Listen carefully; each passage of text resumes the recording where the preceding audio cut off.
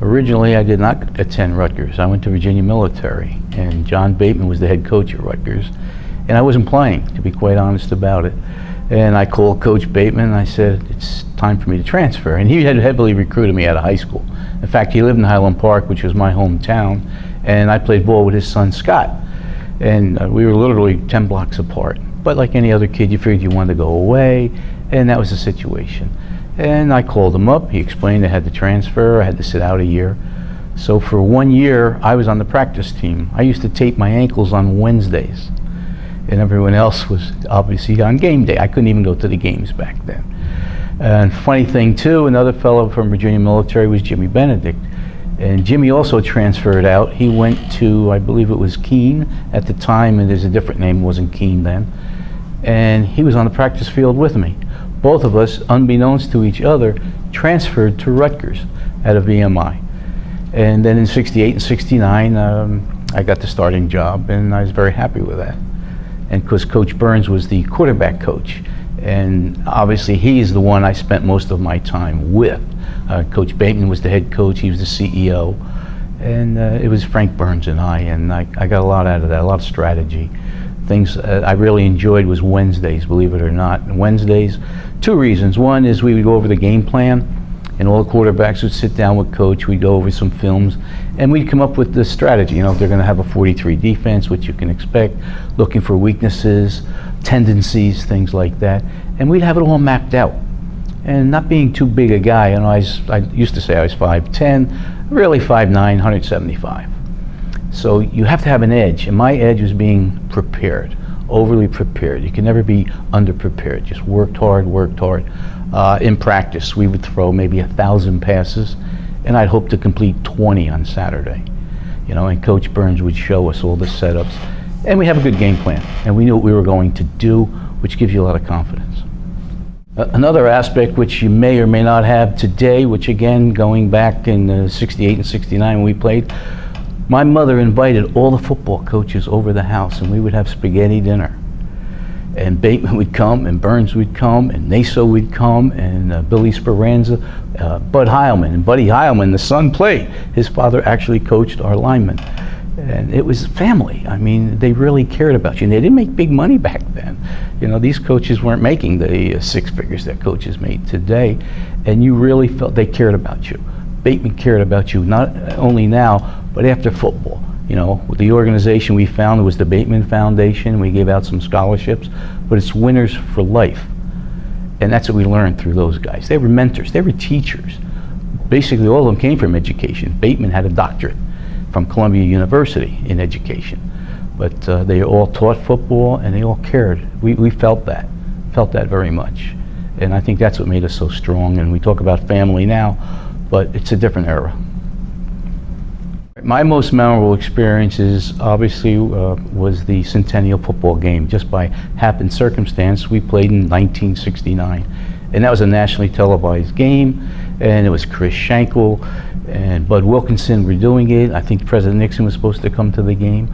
But the two funniest things about it is I was supposed to have my picture taken with the college queen. Unfortunately, she was bigger than I was, so they couldn't take my picture with her.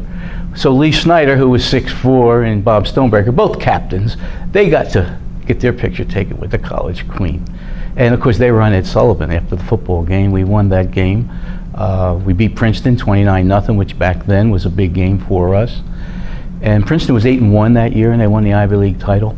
So I got kind of a thrill at that. Naturally, the greatest part of it is the ball players, the guys you were with.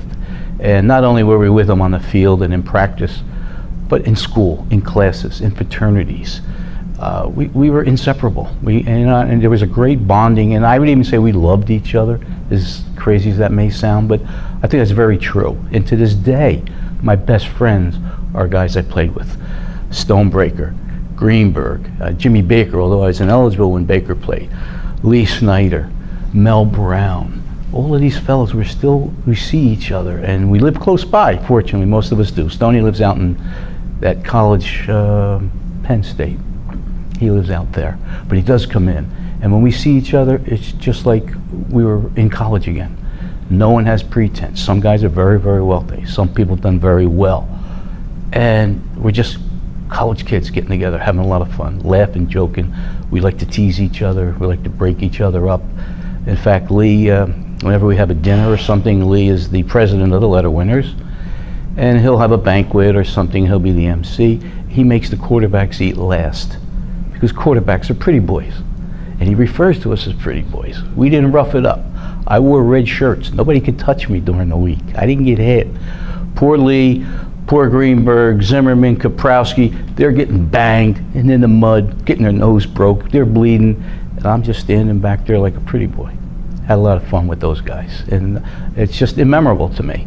And the relationships we've developed over the years and how we feel about each other. And even to the wives. I mean, girls, some of them married the girls. I did, married your girl you were going out with in college.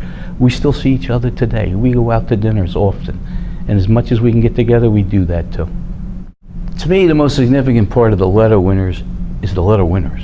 We are not a fundraising organization. We're basically a social organization. We get together, we'll go to tailgates, we'll go to golf outings, we'll meet again with the wives, even the children. You see at the tailgates, everyone brings their children. Now, of course, we want to support the football team. So yes, we do have a couple of quote-unquote fundraisers, but everything we do is not based on fundraising. We want the football players to feel comfortable, to see the other decades and other generations coming on at Rutgers University. And we all played football. That's our common bond. We sweat, we bled, we broke bones. Not the quarterbacks, not the pretty boys, but the poor linemen, the poor defensive backs, everyone else, they banged. And that's a bond, and that's something that sticks with you. And everyone in this room, everyone in the letter winners had that experience. We sweat, we did crazy things. I mean, back then we were roomed in the Army barracks at Camp Kilmer before the games. We didn't go to hotels. And it was just like a big row of beds. And we all stayed together and we would do crazy things like throw the sheets over each other, and the loudspeakers, we would play crazy music, and the coaches would get nervous because it's the night before a game. This was Friday night before the games. And back then we played Saturday afternoons, and they'd get nervous, but that was our way of cooling off. And my worst experience is actually pre-game tension. I hated an hour before the game. I'd get so nervous. I'd hang out in the trainer's room. I'd be by myself. My wide receiver, Jimmy Benedict, and I roomed together. I didn't room with a quarterback. I roomed with my wide receiver. And we would just sit and talk about anything but football.